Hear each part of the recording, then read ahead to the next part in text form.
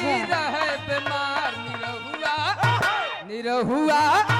निरहुआ सकल रहे दुलही रहे बीमार।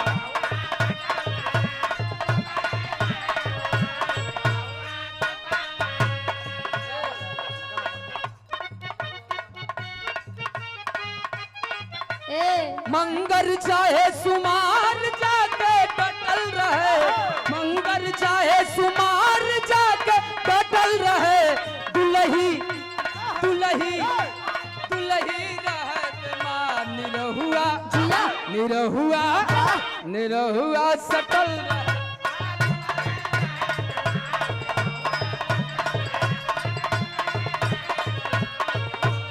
कहो आओ सैया हमार राजा हमार अच्छा। हमसे न सटिया तो का पड़ोसिन से अच्छा बोला कि तोरे अच्छा चाहे सटल रहे हाँ चाहे डटल रहे अच्छा तहार छाती का फटल रहे हाँ? देखा हमार छाती ना फटत बा भैया कर आवाज बढ़ावा फटत बा तबे तो बोलत है ना, हमार एकदम निरहुआ ना हमसे फटत न बा। सटी है तो का पड़ोसिन से अच्छा तो का चाहता तोरे दीदी से सटे तनी हमार बात सुना सुनावा हेलो हेलो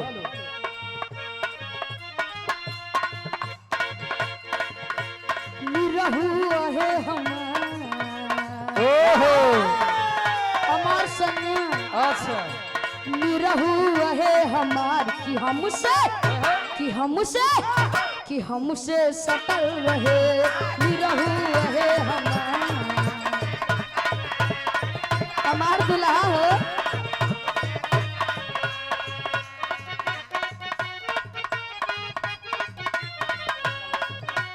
मंगर चाहे सोमार हरदम डटल रहे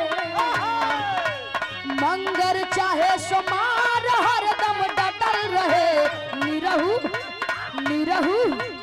निरहु है हमार कि हमसे सटल रहे निरहु है हमार।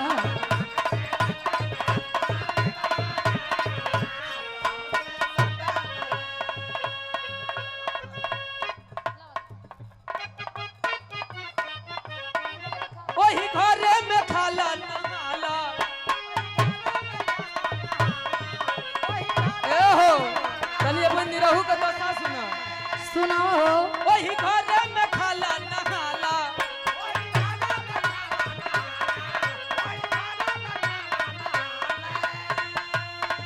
नहीं केहू से तनिको लजाला वाह एकदम लजात नहीं है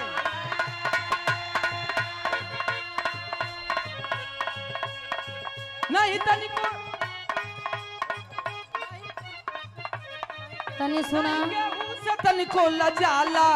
वही घरे में खाला नहाला तो तहार कहा छाती पटत बा हमार निरहु जाई हमरे घरे में चढ़े रहे। बुखार हमसे सटल रहे अच्छा देख देख चढ़े बुखार हरदम सटल रहे दुलही दुलही दुलही रहे बीमार हमसे वाह हमसे सटल रहे दुलही रहे बीमार।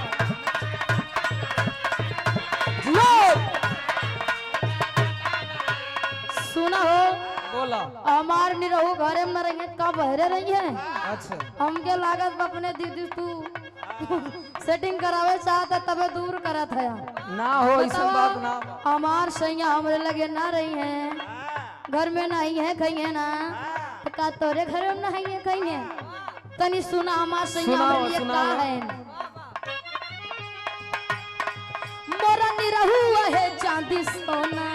अच्छा अच्छा हमार जान प्राण सब कुछ है हमार राजा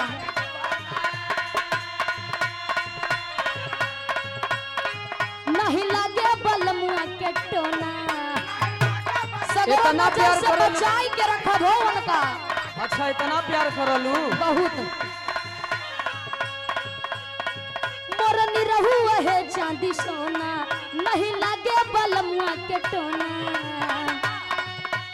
मंगर चाहे सुमार हरदम डटल रहे ओहो जन्मों से ज्यादा चाहे हमके सटल रहे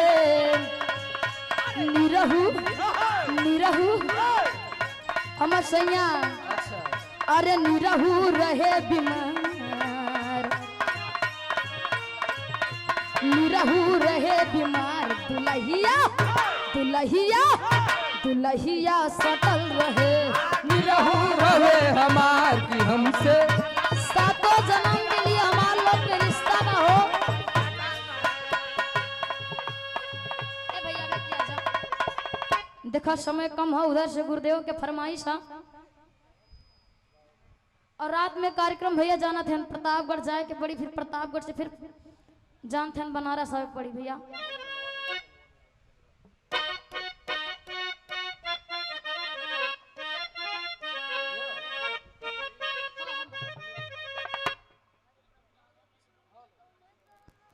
हेलो हेलो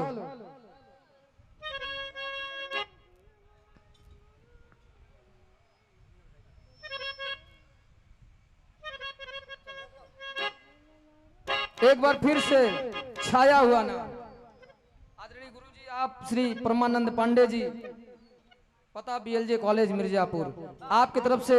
ये 50-50 रुपया देकर के फिर से एक बार सम्मान किया गया। आपके चरणों में कोट कोट प्रणाम बा। अगर दोनों कलाकारों से हम लोगों से अगर